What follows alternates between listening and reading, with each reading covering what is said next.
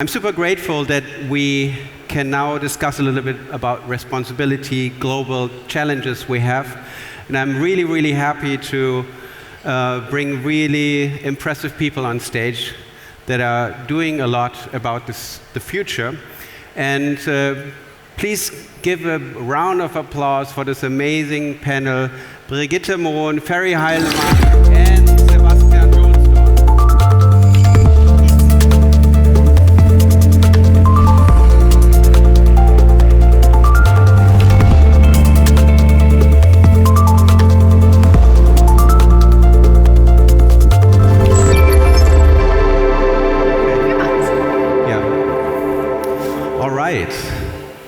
So, really happy to have you here. So you're all going to be very excited what they have to say, because they provide clear solutions. But before I want to talk about solutions, I want to ask every one of you a quick question.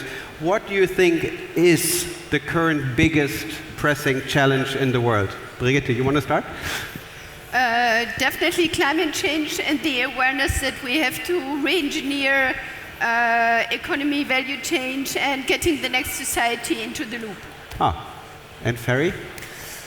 So on the topic, I also agree that the climate crisis is the biggest challenge, and actually the behavioral change that we need in order to cope with this crisis, I think that is in detail kind of the biggest challenge. Okay. For me, it's fairness. Lacking fairness between generations, countries, business and consumers, lack of fairness, I would say.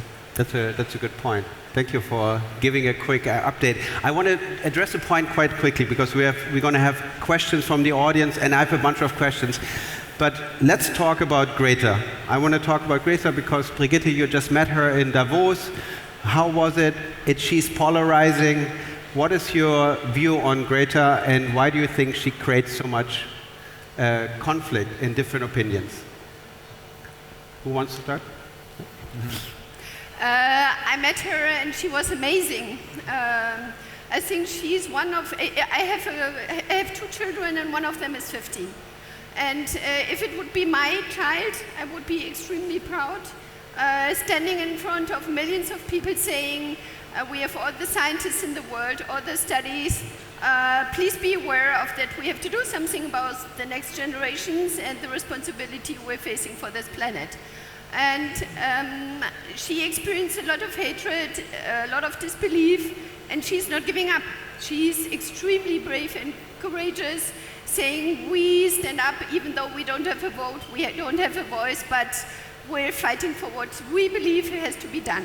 And I think it's amazing. Why do you think she's polarizing so much? Why? She's a young girl, she has a clear message, makes sense. Why do people think she could have something against her? Because I think we don't trust young people that they can think, that they're reflective, that they can take their own fate into their hands. And we just see them as competition and barriers in our daily business. And she doesn't have to be right in all the things. I think it's incredible that 11,000 scientists wrote a letter saying she's right, and we still don't believe that she's right. She doesn't have to be right. I think it's on us to support her and the next generations. Ferry, I mean, you started Leaders for Climate Action. We talk about this in a second. What role did Greta play for you? So I think she definitely played a very important role in making the whole topic of the climate crisis more global, more relevant, and pushed it more into the mainstream media. And that was very, very valuable, I think, over the last one and a half years. And why she's polarizing so much, I think she's really putting the truth out there. She's really saying as it is. And the problem is that the truth means that we all need to radically change. Take a cold shower. Sorry? We all have to start taking cold showers, right? Out of the comfort zone. Exactly. We will need to change the way we are doing things, the way we are living, and this is not comfortable. We are all in our comfort zone, and she kind of shows us, hey, your comfort zone is shit. Your comfort zone destroys the planet, and you can't say that you need to move out You need to think differently, you need to act differently in order to keep the whole planet kind of stable. Thank you. Sebastian, what do you think? She's offensive, and she's right about this, for a reason. Because she basically describes what will happen to her generation, to people that caused change, to the negative side, unfortunately, but will not happen to survive this, statistically, right? I mean, she asked, there was a climate researcher in Davos asking the audience who will actually survive the climate change. And nobody was able to raise his hand or her hand. Yeah. Either for age or for surviving. So she's 100% right, and people feel offended because we made mistakes, and we make mistakes.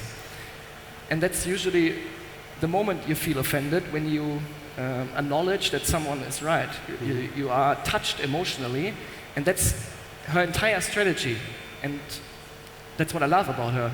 And it's the only way to be successful, to my opinion, to polarize and offend. Obviously, she's still lovely doing this, but touching basically emotions and minds is the most effective tool she could use. Yeah, good point. Big problems, big opportunity. What can entrepreneurship do? What is the role of entrepreneurship in changing things? I mean, Brigitte, you're an investor in social entrepreneurship, impact-driven. Long before I thought about it, thanks to you, I started thinking about it. Now, it's not a side effect, it's the core strategy. But what kind of entrepreneurship activity should we support? Or what do you think does entrepreneurship play in this game? Go ahead. Yeah, so I think that we definitely need new technology. We need technological innovation in order to move out of this crisis. I also definitely think it's not the sole solution. I would definitely not just bet on technology and continue business as usual. I think that would be the biggest mistake we could make. I think we definitely have to change. At the same time, we have to innovate heavily in order to find new ways to make our lives sustainable.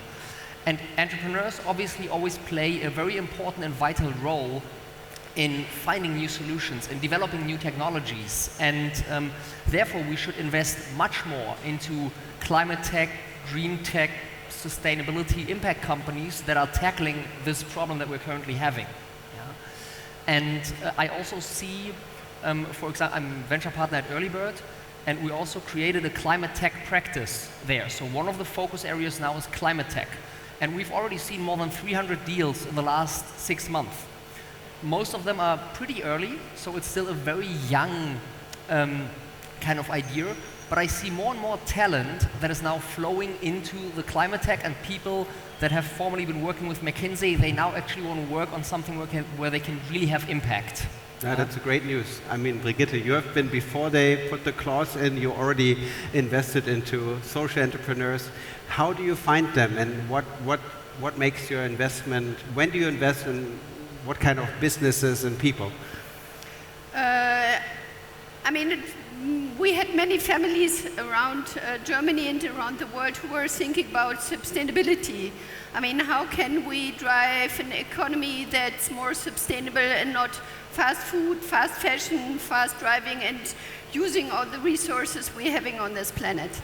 And I think entrepreneurs are getting out of the comfort zone, trying to find new solutions to existing problems. And the problem is building something that lasts longer than the life cycle we're defining right now. I think the whole topic of the circular economy and finding new solutions to value chains, I think that was driving me for many years now, and we as a family group, we invested into a holding where we support sustainable young startups around Israel. Israel is one of our biggest partners, and India and some other countries, especially the Scandinavian countries, We're looking now for innovative startups who are driving sustainability and supporting the SDGs. And that's with the World Economic Forum and the Schwab Foundation and some universities. And I think we build ecosystems right now around the globe, finding these solutions, introducing them to the current economy and saying to the governments, we find these solutions, so we get on an eye level in a different way, dialogue.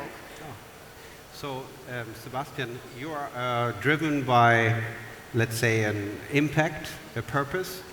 I think when I met you, not meet you, when I saw your company, I first learned about microplastic. I didn't even know what microplastic is. I'm sure it's little plastic pieces and it's not good. I didn't know how severe the problem is. And I was impressed that you took this as an opportunity, not as a threat. Maybe you can talk a little bit what drives you and what kind of company you have built. Maybe first to answer the question you posed before, I believe the only companies that will survive in future will be sustainable companies with a sustainable purpose. This is the only way to motivate people and to build up business models at the end of the day. And we kind of found out that entire industries, for example, the consumer goods industry, is a little, biased by either cheap raw ingredients or the petrochemical industry or budget or dumping prices and so forth. And we basically identified the situation and said we will build up a consumer goods company based on sustainability and nature or organic. We just defined, to be honest, overarching goals, which are cruelty-free, vegan, non-GMO, no microplastics, no mineral oil derivatives, recyclable, reusable, and recycled packaging, and so forth. And based on this situation, we started to work. Then we did lots of job interviews with former FMCG senior executives, employees, and we were just asking, why did you use microplastics the last 20, 30 years? And the biggest problem was, or is, they all said, I don't know. And this was the moment we said, okay, we are on the right way, because the studies, the academic studies basically globally say there is no purpose for microplastics in consumer products. It makes no sense, apart from the fact that it makes like a little polishing effect, but you can get this effect with any other ingredient as well. The studies that exist are that it is about to be one of the biggest cancer threats on Earth. So we said, okay, this entire industry does not seem to be very sustainable, and we try to do different. That's the entire story. So what does the big companies like Procter & Gamble, Johnson & Johnson, Unilever say when you talk to them? We don't talk to them anymore. Okay. To be honest. We do our own thing. So now let's say, the good thing is I know you're in the board of many SME companies, more traditional companies. But let's assume you now you're advising the CEO of Unilever. He's really saying, hey, what can I do? What should I do? What would you suggest? The 17 sustainability goals of the United Nations needs to be the core of every company, inhaled by every single team member and employee or researcher or stakeholder, and also be represented by everyone. That's the first basically suggestion. The second suggestion I would like to make is no bullshit. Because the bigger companies get, the higher the degree or percentage of bullshit discussions, waste of time, covering my ass, politics and so forth. And it basically is a result of protecting the history or legacy, and you don't necessarily reinvent yourself every single day, and especially not in the sustainability context. And I would say the basic recommendations would be create purpose and inhale sustainability goals. Okay. I mean, this is the key. It's a difficult question because having a startup, it's an opportunity because you can just start it from scratch. But you told me once a lot of companies, they don't even know, how to fix it. And, but still, they are an employer of many people. I don't know, they're big, and but we need to change them somehow. And the question is, how could this be done? Because I mean, when you told me microplastic, you spoke to one Unilever CEO or something and said, I don't know how to get it out of the system. Yeah. So is there no way? I mean, should we just tolerate this? Because if you would run it, tomorrow you will be owning Unilever. What would you do? Or what can we do? Maybe it's a question to everyone, because I think a lot of people understand and they want to do, but they go home and they say, how should I do this? I mean, I run out of business maybe. I think the greatest option is we have so many startups who are going into microplastic, other solutions around the world. They don't know each other, so we need a transparent platform where these big companies can meet these young entrepreneurs, talk to them and pitch for new solutions. We need like a collected investment strategy for the industry, and I think it's doable. I mean, we know that these startups are around, we know that innovation is around, and that's basically what we try to do now in Israel and in some other regions. And Maurizio from H-Farm, he is here, he sees many startups around the world who are going into this direction. It's mission-driven, it's not a soft factor, it's not being good to whatever the people and not knowing what to do. I think it's hardcore business, and they are underfinanced right now.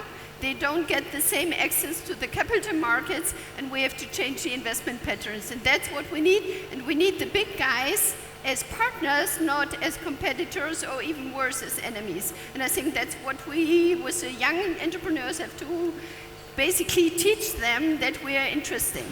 So that's now I get to you, Ferry, because I mean, you just started Freight Hub. It's basically a logistic company, and we all know that the big ships produce a lot of CO2. And I'm sure you want to change it and make it better, but you're faced with an existing industry. And how do you go about it? Let's say you would be the owner of, I don't know, large ship owner. What would you do? Well, first, what I would do if maybe you can say what Freight Hub does a little bit, and how can you actually make sure that you are sustainable and you also change the industry, not only disrupt it, and how can you combine disruption with change? I would be interested to learn. Complex question. Yes, I know. So maybe just in one sentence, Freight Hub is a digital freight forwarding business. So that means we created a platform that gives companies the opportunity to move their freight globally via ocean, via air, via rail from A to B. So obviously logistics is a big part of the problem in terms of climate crisis. Yeah? And what we do about this and how we try to be better than others in the industry is two levels. First of all, I mean, we as Freight Hub don't own any assets. Yeah? We are close to 300 people now, and we as a company are climate neutral since inception. So since foundation. And how do we do it? We measure our footprint, we reduce our footprint wherever we can. This goes through the electricity that we use, the nutrition, so we buy local, organic, mostly plant-based food for our employees, and especially also the travel policy. We try to reduce mobility, don't do any inland flights, use Zoom conference and Google Hangouts in order to communicate instead of doing everything in person. That's kind of, and the rest, whatever we cannot reduce, we compensate. Yeah? So that's our company level. Then the second question is our product. And that means moving containers or goods from A to B. And that's obviously a much bigger question and has also more complexity because we don't own the assets. So we can't decide exactly.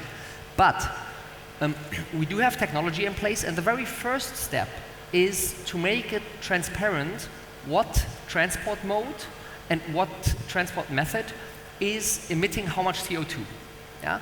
That very simple calculation to tell you, okay, if you move your goods from Shanghai to Munich via air freight versus ocean freight, you will emit 40 times the CO2 if you use air instead of ocean. Yeah? The ocean, like the container ships, have a very bad image. The worst thing for the planet is air freight and flying, because it costs much more energy per kilogram of weight that you're moving, actually. And so we're bringing transparency into this market, showing our customers, hey, if you choose this method, you're 10% better than if you choose the other method. For example, in the last mile, moving goods from the port of Hamburg to Bielefeld, do you take the train or do you take the truck? Obviously, the train emits less than the truck. Yeah? So those are small things that we're doing in order to create awareness. And second, we're also offering our customers to compensate their emissions that they are creating. I mean, at the moment, it's inevitable, right? Companies that import stuff from China, they can either decide, either they continue to import and they will definitely emit CO2 if they import, or they go out of business. Going out of business isn't an option, so we will definitely emit at the moment. But we do need to optimize, and we can already save easily 10, 20, 30% if you optimize, and then compensate for the meantime until we invent new technologies that allow us to move goods ultimately without carbon emissions. Okay. So I want to stick with you for a second. Your motivation, maybe you can talk a little bit about Leaders for Climate Action, what it is, what your goals are, how far you got, and when is it done or reached? Yeah, so Leaders for Climate Action is an initiative that I co-founded 10 months ago with a couple of fellow entrepreneurs from the digital scene. And we're basically uniting mostly digital entrepreneurs and invite them to take more climate action. The vision is to turn the whole digital economy in Germany, Europe, and later this year also in the US, first climate neutral in the next 1 to 2 years, and after that actually push it towards zero emissions, which will be more complex, which will probably take rather 5 to 10 years. And we've seen, we actually got a very, very positive resonance. So by now we already have more than 320 entrepreneurs that pledged to become climate neutral personally, so with their personal footprint, their vacation flights, their food consumption, their cars, and so on. And on the other hand, also climate neutrality for their companies. And that, of course, is a bigger impact, because if you take into account all the employees of all the members, it's already more than 220,000 employees that are basically part of this movement. And so far, we've already, or these companies have compensated CO2 for more than 1.5 million euros. But again, the first priority is not to compensate. The first priority is to reduce your emissions, and then what you can't reduce, you need to compensate. Yeah. So this is roughly the initiative. The second part, besides the climate action that we are doing in our circle of influence, the second part is putting pressure on politicians and saying, hey, look, all the new industry, the forward-thinking people, the progressive industry, the digital industry, we want a price on CO2, a price on carbon, and a higher price than what we have right now. Yeah? Basically a price that leads to a reduction of emissions and not just a price that is there for window dressing and that doesn't do anything. So that's the initiative in very short, and the goal is indeed just to create the biggest impact in order to combat climate change. Yeah. So now Slido comes up. In fact, we only have 3 minutes left and we have a lot of ideas already. I mean, in the end, it's always how to get started, right? I saw you on stage 5 years ago. Yeah. And I was wondering, what is he talking about? He should talk about his startup, and you start talking about not eating meat and what's going on. Now I understand, but obviously it takes time for people to get going, and nobody understands what can I do. And so because we are sitting here, we want to change things. There's a room full of people having great opportunities, resources. How can everybody start? to make a little step in the right direction, because somehow I want to solve this conflict. We need to do something, and everybody says, I don't know how, and so what. What can we do? I think be concrete. I mean, join the group. We built a lot of groups like Gita, who's doing SDG startups around the world now. Uplink, who is a big platform around the SDGs where you can join innovative groups. You can start at home, not using plastic anymore. It's pretty simple. Yeah. There are so many different initiatives around this whole matter where I can think everybody can contribute. There are so many apps on in the App Store, how you can track your footprint. Everybody can do something. You just have to I have a very pragmatic idea, because of running out of time. Why don't we do something like, I mean, that everybody starts kind of measuring what is your personal CO2 emission, to get first understand how much CO2 you actually produce. I mean, is this something? So for all the entrepreneurs that sign up for Leaders for Climate Action, part of the sign-up funnel is that you have to measure your own personal footprint with the WWF footprint calculator. Takes literally 7 minutes to do that, and then you know, okay, I'm actually emitting 20 tons, or whatever it might be. I would really like to know from the audience, maybe you can just raise your hand if you know your carbon, your CO2 emission, how many tons CO2 you actually produce. I see one person here. That's good. So one person. I can give you a few numbers on this. So the average German is emitting around 11 tons. I bet this group here is doing on average probably 30 tons. Because the biggest lever for all of us here is not your food, it's not your car, but it's actually flying. One flight from Frankfurt to San Francisco and back in eco, not in business, is 4.7 tons of CO2. So if you do one flight to the West Coast and back, you already did 50% of the average German's emission. Ferry, because the music is playing and I have a great idea. Give me 1 second. Sorry for disrupting the timetable. But I want to know how many of you are interested, just curious to know how much CO2 you personally create. It's quite a lot. It's quite interesting. I have 16 tons, by the way. How much do you have? 9.5. Yeah, I'm you the pro. I just started. So I pledge. Why don't where can everybody check? And I really want to make a kind of a symbolic act. We won't change the world today, but I think everyone can at least understand what kind of CO2 emission he or she has. And I want everyone to stand up who is going to check, it takes 5 minutes, his CO2 emission as a first starting point. So pretty much like if you're a little bit overweight, you put yourself on the weighing, and who is willing to check his personal CO2? Just stand up quickly. Stand up. Who's willing to measure it? Wow, that's good. Hey, that's commitment. I really, I mean, that's some music, right? Now we get going.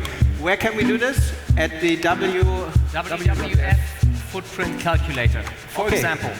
And it would be really good. We sent you the link so you can do it, and it's a small step, but once you know, you can change things, and it's a lot of fun, by the way. It's like a game.